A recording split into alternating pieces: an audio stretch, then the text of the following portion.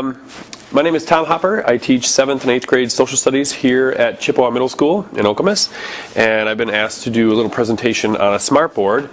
I am lucky enough to have a smartboard installed in my classroom, which is really kind of cool. But what is the smartboard? I think that's what you want to know. So essentially a smartboard is an extension of my computer. So I have a normal little computer screen over there in the corner that you can't see, and I also have a projector here that's a requirement of a smartboard, and it shoots an image onto basically a big digitized board. And then whatever you can imagine doing on your computer with your mouse, you would do on the smartboard with your hand or a tool. So if I wanted to open up, a Word document, I would do it that way.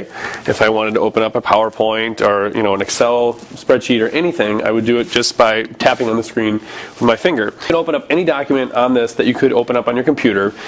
Along with that, though, smartboard is actually a brand name for a particular product. It's really called an interactive whiteboard, but they're kind of becoming known as smartboards, kind of like you use Kleenex when it's really tissue.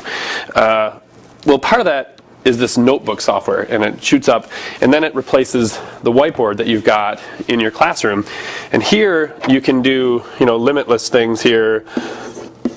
You're writing on it with a pen. You can write on it with your hand, like that. Anything that touches the screen will operate with whatever tool you've used. So if I want to erase, I can pick up the eraser, I can erase that, or I can just as easily use my hand to erase, which you kind of do probably more frequently than anything else.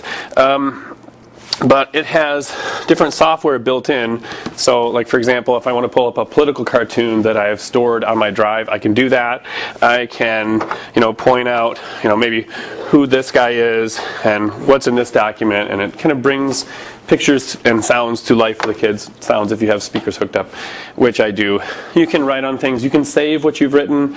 You can delete what you've written. It's no big deal.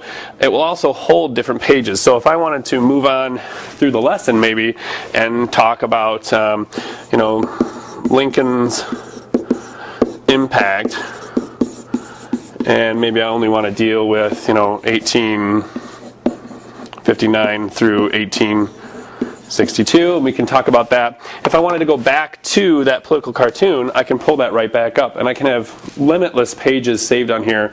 So if you're working throughout a lesson and the kid says, well, I really don't understand what you said back there about the the Stephen Douglas debates, if I've got it saved on here, I can go back to that page, bring that right back up with whatever notes I've written on there, or the students have generated, because they'll come up and use this as well. So this is the sort of the smartboard software that's built in. It's frequently used. I'll use it for PowerPoint. So for example, if I've got a PowerPoint going here on the temperance movement, and then I got a wireless mouse, which is kind of handy to use, but you can roll through this. I can move throughout the classroom. I can have different students come up and interact with the board if I need to.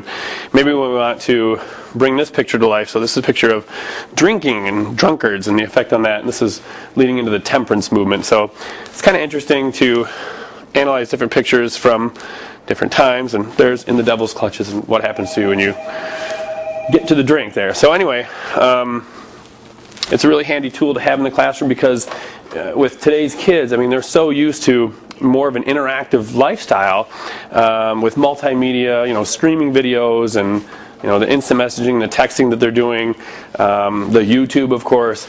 This thing really helps to kind of deliver the education, deliver the material in a way that they're more used to seeing from the home.